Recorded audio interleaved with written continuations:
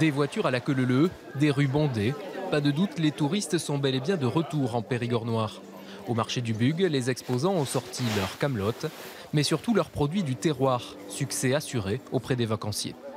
Du manchon de canard confit, de la cuisse de canard confite. On va au gésier, la rillette de canard qui marche très bien. Qu'est-ce qui plaît le plus aux touristes généralement? Ça C'est le produit phare? Ça, c'est le produit phare. Le jambon de magret farci au foie gras. Des touristes gourmands, Didier et Corinne le sont assurément. Venus du Berry, ils profitent de cette semaine à 2 jours fériés pour faire un tour en Périgord. On se promène, on visite un peu la région et puis voilà, passer du bon temps.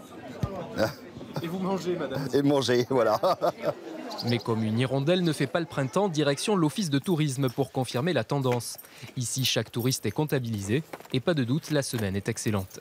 Plus 85% à peu près de fréquentation par rapport en 2017, dû tout simplement au placement du pont qui est donc avec un jour supplémentaire, samedi, dimanche, lundi, mardi.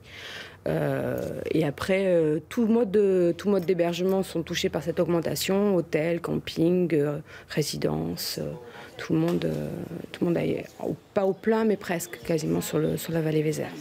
De bons chiffres que l'on retrouve sur les principaux sites touristiques. À la cité troglodyte de la Roque-Saint-Christophe, cette semaine tombe à pic après un mois d'avril un peu mou. Dès le 1er mai, on a eu une fréquentation qui nous a même un peu surpris, je dois dire.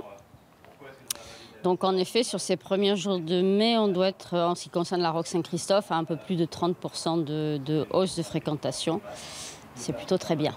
Seul bémol, les bases nautiques. De ce côté-là, on rame un peu. On espère surtout un soleil un peu plus franc pour lancer l'activité.